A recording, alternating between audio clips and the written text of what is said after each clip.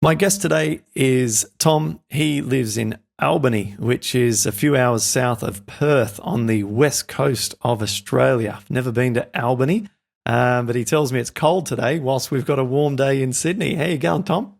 I'm good. Yeah. Thanks, Pete. Thanks for having me. Yeah, mate. Pleasure to have you on here. We've got some good topics lined up that we haven't covered on other episodes in terms of medications here, a medication combo I've not covered before in another episode. And also, of course, your personal story, which I know nothing about. You've emailed me and said, look, I don't normally do this kind of stuff. Prefer to keep to myself and a quiet sort of personality, but I've benefited from other people's sharing on this program and thought I'd like to share my story. That's kind of how we connected, wasn't it? Yeah, that's exactly it. Yeah. So, yeah, mate, I think I watched your short video that you made about Prednisone and the sort of painkiller type anti-inflammatories. Yep. And yeah, that was something that hit home for me because I'd been taking those for a couple of years. Right. And, I remember actually early on watching some podcasts with you in it, and you talking about how damaging they can be to the gut, and thinking, oh no, this is not good because I'm taking a lot of these, and I couldn't get through a day without them. Yeah. So it was, I didn't really want to hear your message at that point. It was just too much. It was overwhelming. Well, when someone's saying that the strategy that you're doing every single day is the worst one for your long-term health, you probably do want to hit pause or stop on the video. Mm. So tell us then, you were let me just kind of give people, I like to give an overview of what we're going to cover in an episode. So what we're going to cover in this episode, you're currently taking Rituximab, which is a drug that's an injectable that is taken, I thought every 12 months, but you've told me you're taking it every 6 months. So we're going to learn more about that drug. Yeah. I've got other clients who take that drug, and I want to share my experience, which is the feedback that I've gotten from them. You're also taking the methotrexate. So we're going to talk about your medication combination. We're also going to cover how you've improved on the Paddison Program, because we just spoke about before we started here how these two drugs on their own did not give you the symptomatic relief that you were after, and how it was only when you shifted and did our program that you're able to find the right level of fluidity and pain reduction in your joints. Yeah. And so we'll get to that shortly. But let's just start to put some ideas out there. First of all, you mentioned the prednisone, the painkiller approach. Were you doing that exclusively in the early stages of your rheumatoid? And take us back to that time and when you were diagnosed. Let's hear about how things evolved. Yeah, so my diagnosis was very similar to your story, really, very, very similar. I went to the GP and he said, yeah, we'll do some blood tests. I went back a couple of weeks later and he said, looks like you've got rheumatoid arthritis. We'll send you to a specialist. And I think he gave me Celebrex on the day. I think I started taking those because, I was just waking up with morning stiffness, and I was really active at the time. I had been really active up until that time, but I wasn't living a particularly healthy lifestyle, and I was pretty stressed out. Mm-hmm. I was only 21. So, and then I didn't really connect the dots, but the Celebrex probably did exacerbate the problem straight away. But because it had so much going on at the time, it was it's a bit of a blur now looking back on it. But it was a bit of a blur at the time as well. So yeah, and I think you're referencing the story I tell, which is I was at around about a 4 or 5 out of 10 pain level after I came back from the doctor, and then I took Voltaren for 3 weeks at increasingly higher dose to maintain the effect that it gave me, and then I started to worry and decided to go cold turkey after 3 weeks and stop taking them. And in that 3-week period, or after that 3-week period, my pain levels were then at 7s and 8s out of 10 and would not go down. Like, that intervention of painkillers for those 3 weeks had a permanent negative effect on my symptoms. And that was when I remember the day I stopped taking those, feeling the first time ever a deep sense of concern, like a very, very deep sense of what my future might look like, because I was in a very bad physical pain level and realized that I had done something very bad over the past 3 weeks that was irreversible. So, yes, I understand. Yeah, well, exactly that, yeah. But I guess I didn't have the clarity of mind at that point to stop taking the Celebrex. So just sort of continued on that train for a long time. I guess, the Celebrex is all that I had up until I started on methotrexate the first time. And so it took probably, I didn't want to take the methotrexate at all, like everybody else. So I think it was probably 4 or so months before I started taking it from the diagnosis till I got to the point where I was like, this is what I have to do pretty much because I'm not going to be able to manage without taking it. Yep. So I started on that. It was 25 milligrams. I remember the first time that I took it, I'm not sure if I took a half dose but I took it on a weekend on like a Friday night, and like the whole weekend I just spent in bed. Yeah. Just knocked me out for like 2 days. Yeah. Really. Did that keep happening, or did your body start to adjust? No, my body adjusted. Yeah. So I take methotrexate now still. Yep. I take 12.5 milligrams a week now. And you started on 25, Tom? 25, yeah, the maximum dose. Yeah, that's not that common to start on maximum dose. Yeah. Normally I see a start on, like, for a strong case, maybe 17.5 or 20, but starting on 25. So your symptoms must have been very bad. What did it look like? Yeah, I guess I had swelling in all of my joints. It got, at the very start, when I think back on it, I didn't think it was that strong at the start. But when I look at my rheumatologist has got like a sort of a graph of my CRP levels, and it kind of looks like that. So it's sort of worst at the start. I think it was about 55. Wow. Funny, you mentioned how we had similarities. Mine was 55 as well. It was 55 or 56 as well. So a lot of parallels there as well. It really relates. And with you being an Aussie bloke from the country as well, I could relate to you, I think. Quite easily. Yeah, absolutely. So what did the methotrexate do? The methotrexate, it really helped with the symptoms. It took a little while, but I felt quite a lot better once I was able to sort of just get into the groove of taking it. Yep. But I didn't like it at all. Like I never, you just sort of hate take every week when it comes around. It's like I prefer not to take this, but absolutely, what choice do I have, kind of thing. Yeah. Completely understand. I used to.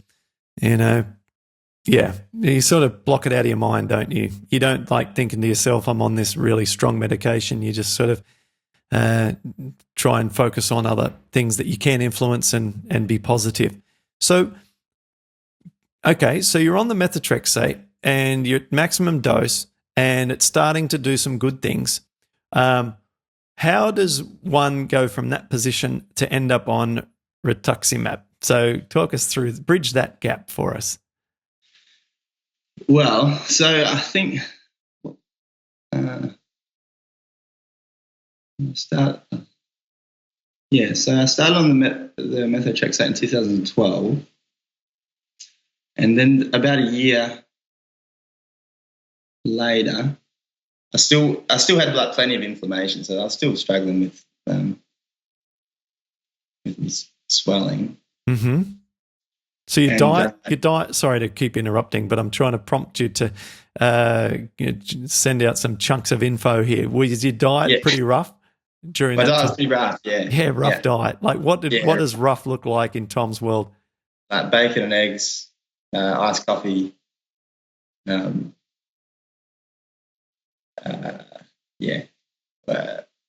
fast food.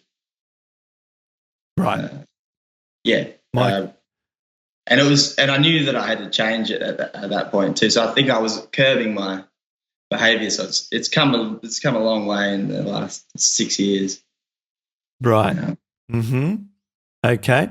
All right. Well, let's move through the period there where I kind of interrupted you, where you're moving from the methotrexate and then moving on from there. So I wanted to just understand that, yes, if your methotrexate is at maximum dose, not holding your condition at bay, whereas it was at first, then you must be doing something working to exaggerate the condition or to continue to exacerbate it. And that's why I asked about the diet.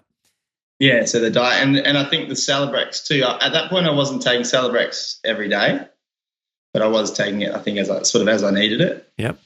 It was probably, I can't really remember, but I think it was pretty often. So after the year, the rheumatologist still wasn't happy with sort of where I was at, so he said, we'll get you started on one of the biologics. Yep. But I was like, yeah, whatever you reckon, kind of thing. Like, you're the expert. So, and he recommended starting with Enbrel. Yeah, good. I did started that. I think I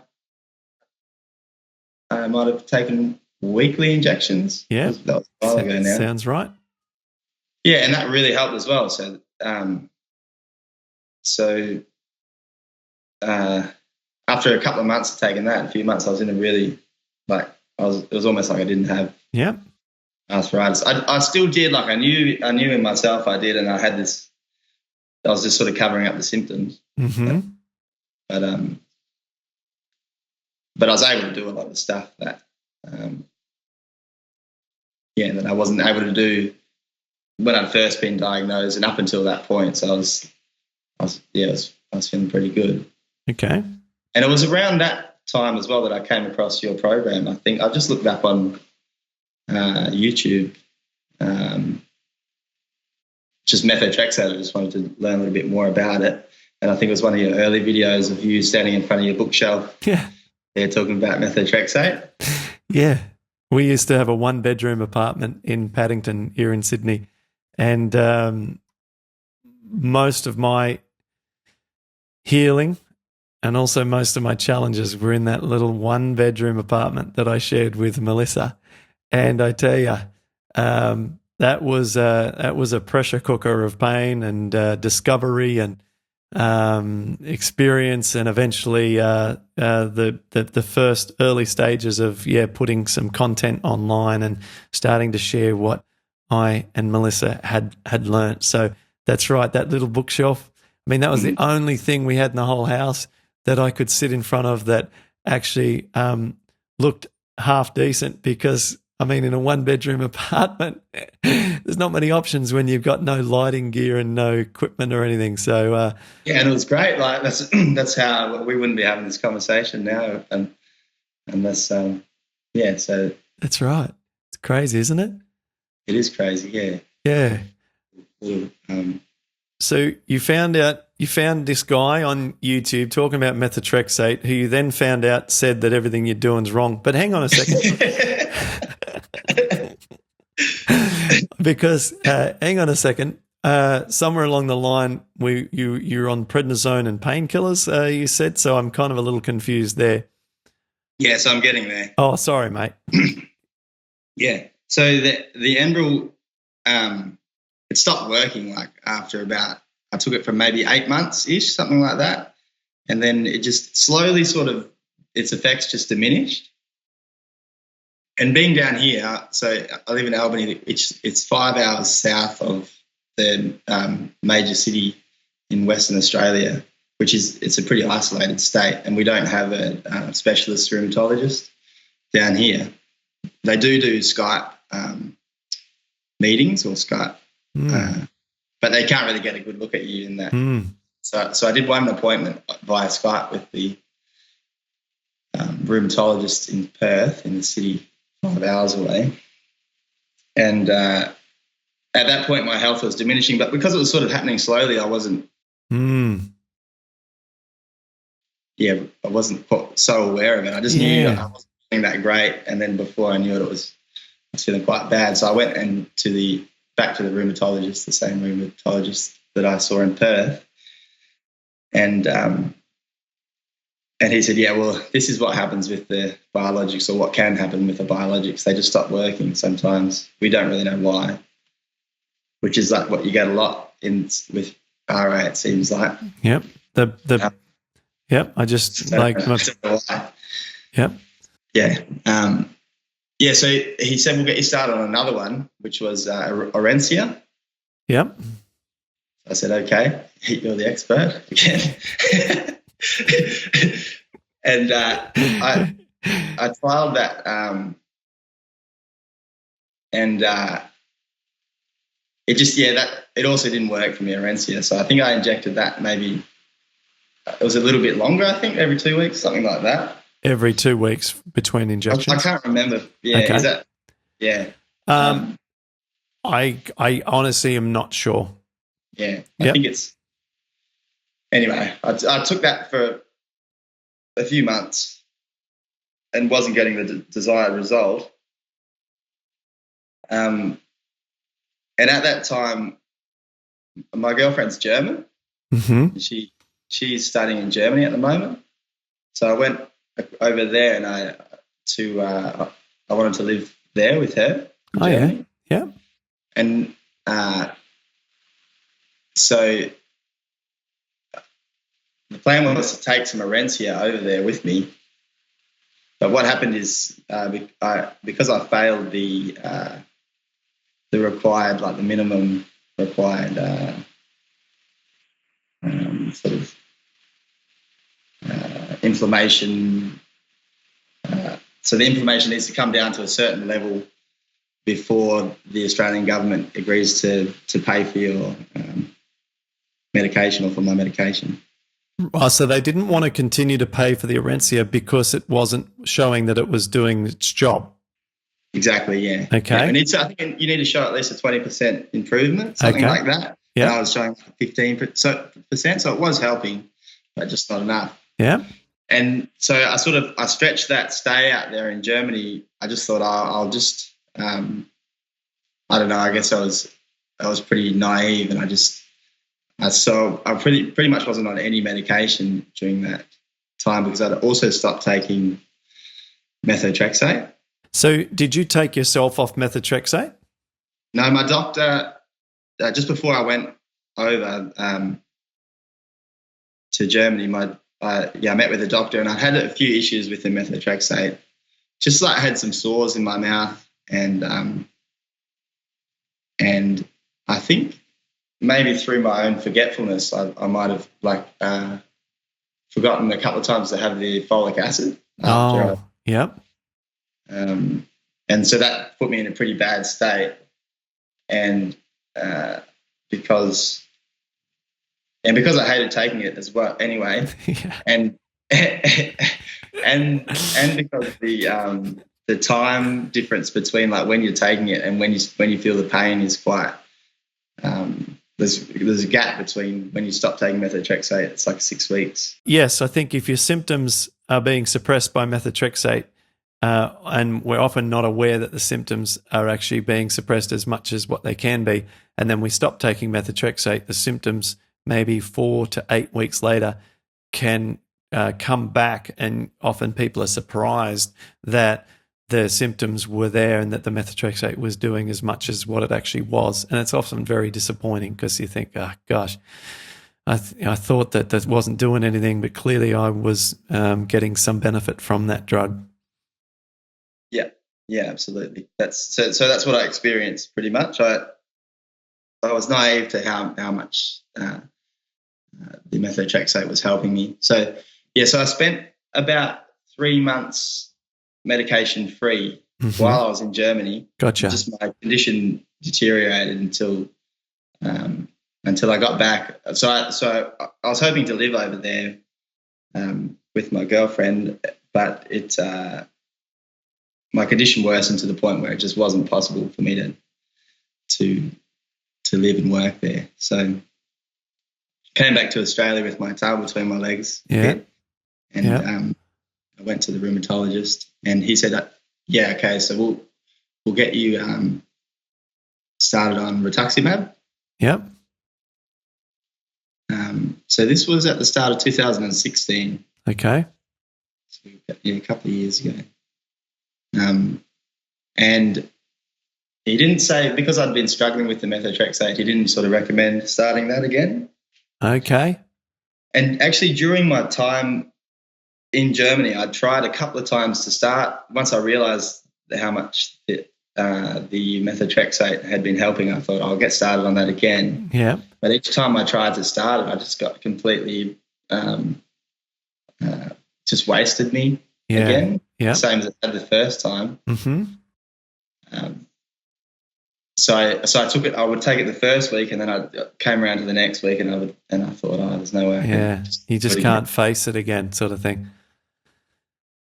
Mm-hmm. Yeah. So came back to Australia, got started on Rituximab, and just really took it easy. For mum and dad looked after me. Yeah, let's just talk. I mean, getting started on Rituximab sounds like, I got home and I went and saw a movie.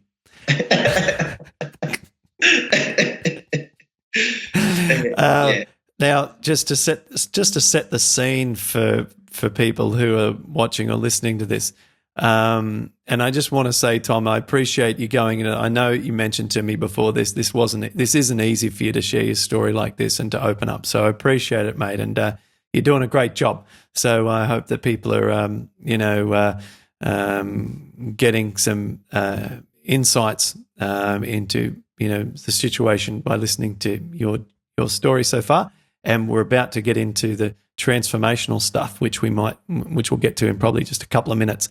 But just to set the scene on Rituximab, there's one client who I spoke with who took this drug, and it took this client a month to recover from the side effects, the way it knocked her out from taking the Rituximab injections.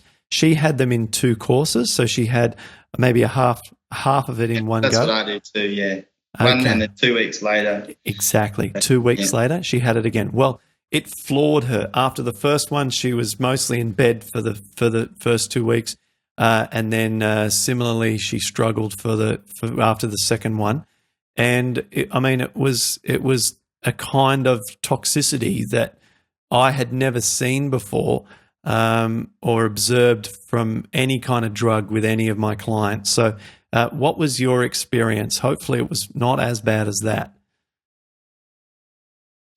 The first time that I had the infusions, it wasn't too bad, I didn't think. I thought it was similar to methotrexate, that similar sort of feeling of just really drained. Yeah. But I think it was really only the first week after the first infusion that it really sort of felt. The last few times that I've had it, it's really hasn't been too bad at all. I was expecting something like that. Yeah. But it hasn't. Yeah, so I've actually in a week's time I've got another infusion, and I'm not dreading it too much. Really. Mm-hmm. How long do they take? I'm usually in there for most of the day, like 5 hours ish. And it's a drip, so like drip. Drip. Yeah. So there's you sit in the chair and they hook you up to the drip. Do you get a break to go to the bathroom and so on? You can get up and just take the drip sort of thing with you to go, and they give you a cup of tea and that kind of thing. Okay, mm-hmm. And you're able to maybe have a small snack or something as well. Yeah. Yeah. Okay. So I've got the picture now a bit more clearer. And so you'll spend most of the day there, and we also spread them out over 2 weeks like you've done in the past? Yeah, so I think that's the way it sort of needs to happen, or that's the way that it's set up. The way that it's done. Okay, so you're on every 6 months. She was on every month, and I keep referring to the same individual because not many people I know are on this particular medication. There's one more that I know of here in Sydney, actually prescribed by my old rheumatologist. So she's seeing him, and she's taking this now. Was it pitched to you as the sort of approach that you go on when the biologics aren't working? Yeah, it was. I think the rheumatologist said the good thing is usually when this one starts working, it usually works continues working. Mm-hmm. I think he said something like 80% of the people that it's worked for, like they can sort of just stay on it right through. Yeah, and I speculate that he might have put me on that as well because it's such a long course, like with the 6 month. Yeah. Just because I might have needed that sort of flexibility, I guess, because as opposed to having a lot of the other ones are weekly injections, or where there's quite a lot of organising that's involved with keeping those kinds of things on you. You think just from a logistics point of view?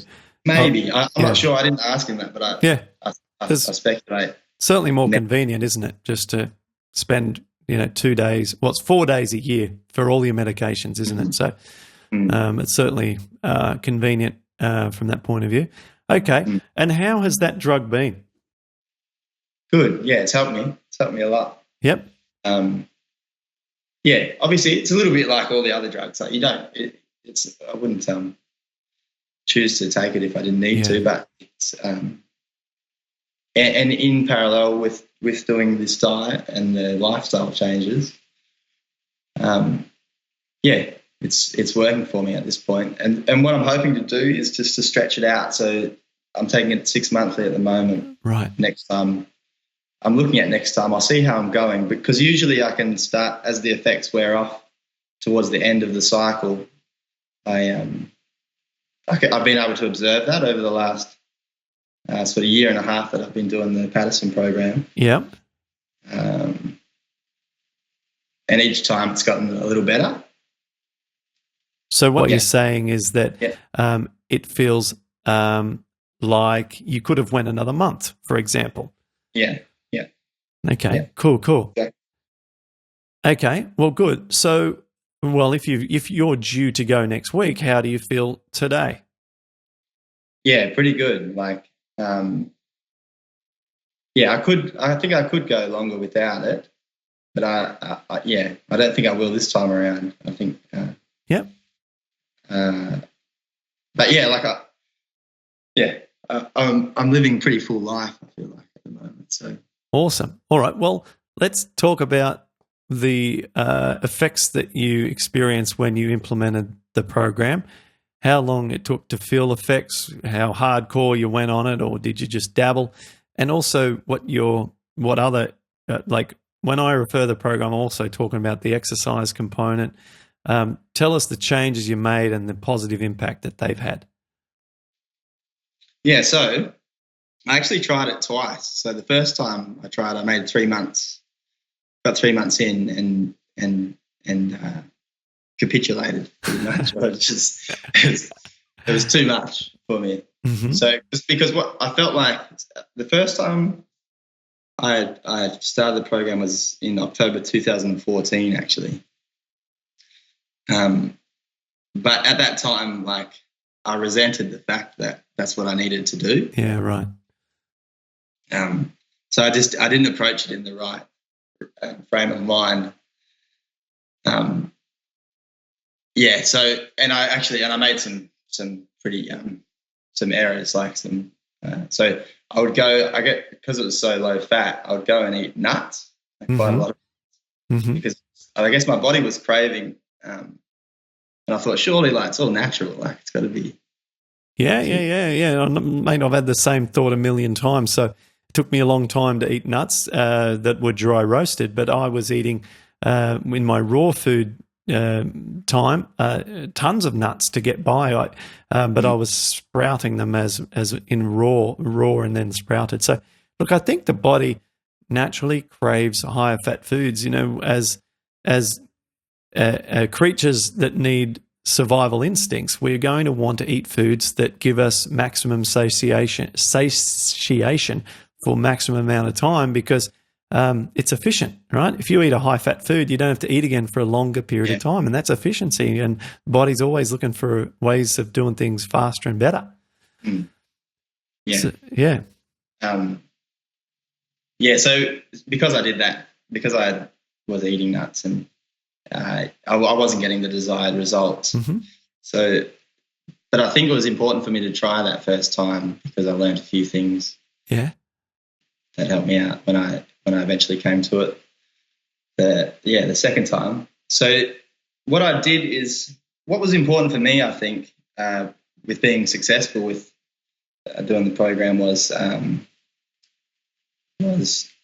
needed to have my own space, really. So I rented a little apartment just to myself, and actually I wasn't consciously planning on starting to sort of go hardcore with the diet, but it just naturally happened because I was the only one there and I was in pain, and whereas I had been living in share houses and that kind of thing previous to that, where it's kind of you're living with your friends, and yeah, that's hard. Yeah, it's really hard to change. Like changing habits is hard at the best of times. So it's hard to eat quinoa when they've just ordered pizza. It is, yeah. Yeah, and I ate a lot of quinoa for about 6 months. Like just went really hard on quinoa and buckwheat. Yeah. And how did you see your body transform in terms of the pain levels? And I know it's hard because you've had a long history of changing medications, and that even the medications, when they're consistent, change in their effectiveness as the 6-month period moves and stuff. How were you sure that this was helping you with all of these other variables? Yeah. Okay, so up until that point, I hadn't been able to get through a day. I'd actually been taking those painkillers, the Celebrex, the anti-inflammatory, 200 milligrams a day. Wow. Yeah. For a good while, like, yeah. So like, I was in trouble, I knew it's, and I think I'm still paying for that now, really, in my in my journey. Yep. So I think once I got started on the Rituximab, I got down to 1 Celebrex a day, but I still needed it every day, like and I was also taking every second day Prednisone. Wow, man. Okay, yep. Yeah, half of it. That's the worst combination of all. I mean, it's one thing to take one, and it's another to take the other, but the scientific studies show that the most amount of,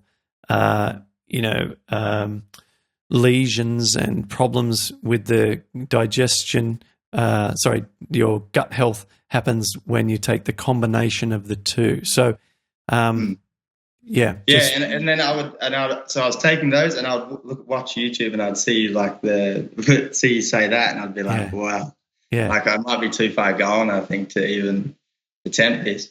But I was also in such a bad way, like, that I had to do something. Really. Yep. So, so the first thing I dropped was the Prednisone. Good. Yep. Yeah. That's what I would have done. What you were saying. Yeah. Oh, right. Funny. So I did that as quickly as I could. I'm not sure how long it took me, maybe a month to get to stop it. Did you find not just a physical sort of bounce back of symptoms, but an emotional challenge that really almost tore you apart as you're trying to come off it and lower the dose, that the emotional side of the experience was tough too? I guess the whole thing, like the whole journey is just so emotionally draining. Yeah. So I think I got to the point where it was just like, it was going to be that hard. Like no matter which direction I chose to take. Yeah, it's so true. To the fella in the Netherlands, Danny. Yeah, Danny, I think it is. He did talking about running. He swam a lot, didn't he? He did a lot of swimming. Bald head? Yeah. I didn't want to say that. Sorry, Danny, if you're watching. He's got a girlfriend that loves him, so he's fine. And he's a happy man. He doesn't mind a few digs at him. He's a good guy. And I remember, doing swimming as well after that, doing breaststroke and just saying like heel. I was saying that mantra to myself, like every stroke, just saying heel. Yeah. So because he was on Prednisone too. Mm-hmm. I remember he's talking about how hard it was to get off. I actually didn't find it I don't think it's hard as, because it was everything else was so hard, I guess that was. Right. You just basically expected that it would be just ridiculously challenging and just went through with it. Pretty much, yeah. I think that that's the hardest to get off at all, when it's your only drug, because, it's playing a large amount of role in terms of its pain reduction. It's a very, very extreme, strong painkiller, right? So it's so immediate is the thing with, you take it in the morning and you feel great. Right. Like same day. Yeah. So highly addictive, effective. Yep. So like one rheumatologist said in a tweet at a rheumatology conference last year that prednisone's our best drug, but it's our worst drug. Yeah. So I think that sums it up. So you've gotten off that just to... Yeah, I've gotten off that. Yep. And then the next thing was the Celebrex. That was the next thing to go. That also seemed to be what you were saying. So yeah. And I think that, so I tried a few days to get through without it, but I just could barely do it, Right. A lot of pain.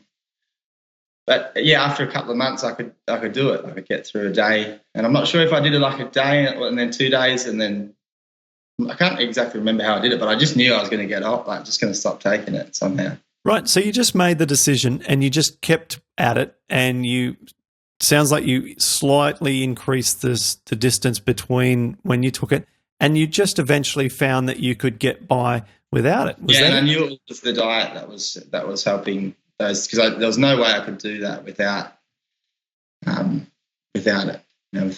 So I was just So I knew it was working at that stage, and that was only probably 3 months. 3 months in, right. and I wasn't really deviating from the baseline. Yep. Because I didn't want to have to do it again. Yeah. That was exactly my thoughts as well. You might as well take this slow and get it right. Yeah, exactly. Fantastic. So it helped you get off this Celebrex, which you'd been on for so long, like years and years, and the prednisone, which you'd been taking as well every other day. So to be able to get off those two things just by shifting your diet, I mean, it's fantastic. Yeah, it is. So at that point, I knew I was onto something. Because the first time I tried it, because I'd made those mistakes with the nuts or with the fatty foods, so I was really disillusioned, and I wasn't even sure if it would work. But I thought this time around, I really need to do something. I'm going to give it at least 2 years. I thought, okay. Yeah. I remember coming across Healing Josephine on YouTube too. Yeah. Did some blogging, and following her journey through she after about 2 years, she seemed to sort of have some really good results, but she struggled a lot. Absolutely. So. Yeah. Like I want to say that from the day I decided myself to change my diet into a raw vegan, I think, there was 8 months there, and then I did like 12 months of basically baseline foods, and then it took me another 12 months of reintroducing foods, at which point around about that time I stopped methotrexate, and then like another year and a half of trying to get rid of the sort of smoldering pain. So we're talking, like in my case, like 3.5, 4, I don't know, like a long time, right? So nothing's quick. Nothing's fast. Yeah, I had a good laugh. I think it was one of the last YouTube videos you made where you said it's like slow, really, really slow, or really, really, really slow. That's it, man. They're your options. There's nothing else. I'll take the really, really slow, thank you. Yeah, let's lock that one in.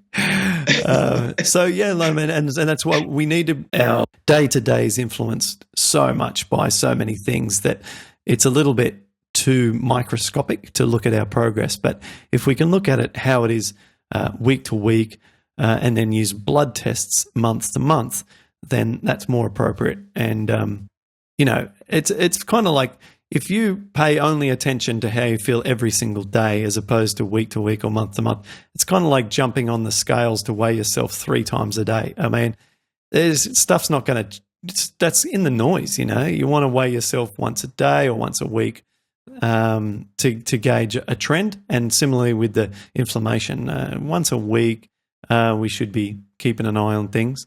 So yeah, okay. So where do we how do we now transition to where we're at today? Fill us in on the last portion of the story. Yeah, so I think the best way I can say where I'm at today is probably yeah, wow. Yeah. Absolute extreme maximum. Yeah. Fantastic. Yeah. So I wasn't able to do that for about 5 years. Yeah. Would have been like, and I remember seeing you like move your hands and that on and other people on the podcast and thinking like, I don't know if that's possible for me, really. Like, yeah. And what about the rest of your body? Were there other parts affected that also? Yeah. Yep. So I was, when you talk about like having the pain breathing, in your throat, your chest, the lymph nodes, really inflamed, just pain throughout. Hey, like a lot. Yeah. I mean, like if I would need to sneeze, you actually didn't realize before, but you need to take a pretty deep breath before you sneeze. Mm-hmm. So it's like I'd need to sneeze, but the swelling would be too great, like around my chest area, even to take in, to inhale. So that would even inhibit me from sneezing sometimes. Yeah. Wow. And no problem now? No. Okay. If I have the wrong food now, and it's still very limited what I'm eating. Yep. I'm eating a lot of pasta. Okay, awesome. And a lot of oats. Great. Yep. Yeah. So I know they're good things, but there's other things like even basmati rice. I still have issues. Okay. And beans, things like that. Yep. So I guess where my concern is at is, I guess, moving forward, because I do sort of, I reassure myself by saying, look, I was on those very gut damaging medications for a really long time. Yeah. So it's probably going to take at least that amount of time to sort of even get back to an even playing field. Mm-hmm. Yeah, but I guess that's what if I'm looking for advice around that. Yeah. Well, I think, I feel like those words are very familiar. That's how I've described it in the past. And whilst I don't think it takes a day for every day that you're on the drugs to kind of get back to that. I mean, that would be a worst case scenario, I think, that if you're on, painkillers for 5 years, to take 5 years before you're able to eliminate the effects of those. And I know that's not what you're saying, but to maybe eliminate symptoms that were exacerbated from those medications. I think that's worst case scenario. If we look at someone on the podcast in the past, Angelica, she was taking painkillers for 18 years, and then within 3 or 4 weeks of our program was able to completely come off the painkillers. So, I think the prednisone does far more damage than the painkillers. I think that I would even go as far to say that it's kind of like 10 to 1.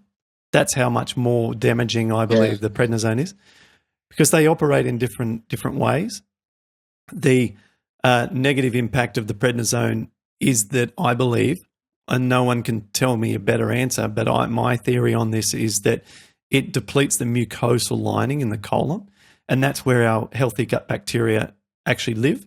And so the prednisone is more damaging because it removes the home, it removes the housing and the actual physical location of where our gut bacteria need to adhere to actually do what they need to do in our colon.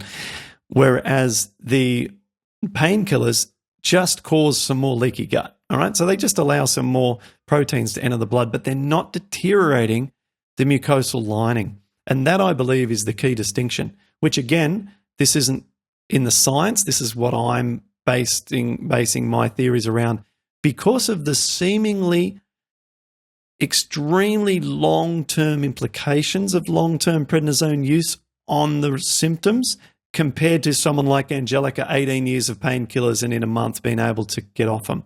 Someone does 18 years of prednisone, I tell you this guaranteed, you're not going to change, you're not going to be able to get off prednisone and take no drugs after 4 months of any kind of dietary intervention, right? So that's where I believe what's going on. So if I was in your scenario in terms of like looking, you mentioned looking for advice, my thoughts and just my views and comments around this would be that obviously physically your symptoms seem to be at an extraordinary low level. So you certainly don't have a problem where you're backed up against the wall with regards to inflammation and you really need an adjustment on medications or anything at the point. I think that your combination of meds at the moment seems like, although they're strong, right? Although the Rituximab, methotrexate, 15 milligram, it's a powerful combination of drugs, but you're also simultaneously applying some powerful restoration and improvement strategies around your diet. And sounds like if you keep up your swimming and maybe even get back into a gym routine and just basically aim for building strength, building a feeling of power around and masculinity and muscle. Think words like that, and that will be exciting. I think 9 out of 10 guys like the concept of trying to get stronger, gain weight, build muscle and strength and stuff. So this is the area that I would look towards. And with that, as I said, it builds optimism and rightly so, because a strong body is a more robust body. You might find that you can eat as much corn on the cob as you like, and that's very enjoyable, sweet flavour to mix up meals. You're eating a lot of pasta, no problems with pasta whatsoever. So, it seems like you've got enough platform of foods from which you can have a sufficiently satisfying diet to then build upon and fall back upon if you sometimes find that you've made a mistake. Look, the rice is still aggravating something. Okay, drop it. At least you've still got your pasta, you've still got your other pseudo grains, you've still got some other things that you can enjoy. Look at sourdough, oat sourdough without oils, a bread that you might be able to enjoy. So working on expanding the diet, not being too quick to change medications. I'd just keep, as you are doing, keep things the same for the next 6 months and just look to try and become less sensitive to the foods, because as you see less sensitivity to the foods, you're realizing that the message that your body is giving you is that your digestive process has become more robust. With a more robust digestive system, you can infer that therefore you're going to be more okay on a reduction of medication dose. And even then you want to be careful. And if I was in your position, I wouldn't want to decide and suggest something right now, but monotherapy, single drug therapy is always going to be better than a double drug therapy if you can achieve it. I know that sounds commonsensical, but if you can get off the methotrexate and just be on the rituximab, and then with time increase the duration between the infusions, you're getting into a really good position where there's just the one drug, they're a long time apart, you're not seeing the side effects. Meanwhile, you're always working on your gut health, building strength, basically investing. It's investing into your health. Invest. Like every day you're putting money in the bank and you're building a wealth of health, right? Yeah. I think I was planning long term. I thought I'd stick with the methotrexate more than with the rituximab. Mm-hmm. That's certainly it's certainly going with a lesser of a more dangerous drug, even though methotrexate can be, but something that requires 2 incomplete days to drip into your body is obviously comes off as more dangerous than any alternative I can think of. But, it's about trying to find that balance between keeping the symptoms low and doing so by making small incremental changes to the medication strategy, not massive interventions which can rock and mess up everything. I think that comes across like through your message, through the podcast. That certainly comes across, and it's as an important. Yeah. Because I think you probably, a lot of people start the program and then drop meds and think, just don't realize how what a mission it's going to be, overcoming the rheumatoid arthritis. Oh yeah, man, it's like one of the hardest things that one could ever attempt to do. I often draw parallels to climbing Mount Everest. I think that it is quite literally the same challenge as summiting Mount Everest. Like it is, like not. Yeah. No, that is. Think of how few people get to the summit of Mount Everest, and it takes a team. You've got Sherpas. You've got to have all the equipment. You got to prepare for it for many years. Yeah, I thought I might play a bit with the metaphor that you tend to use with the path through the mountain. Because sometimes it's like you need a bit of a machete, I think, at points. Like the path disappears and you're just hoping, like, hopefully it's going to reappear in about 50 meters or so. Yeah, and you got to cut your own way for a while. I love it. I might add that to the book. I'll reference you if I do. Yeah. Well, mate, we've put in a long one here. We've covered your story in its completeness, or at least I think we've done it justice. And so we might wrap it up. And I want to thank you for sharing all that you have. I think a lot of people can relate to a lot of things we talked about. The one thing that stood out to me especially was that it's always hard. Doesn't matter if you try this approach or that approach. It's hard every way you look. And I think that was an important message that I took out of this and learned a lot from you about perseverance. Learn a lot about these different medications as well. So thanks very much for sharing today, and keep up all the hard work and keep using that machete when you need to. Yeah, back at you, Clint. Yeah.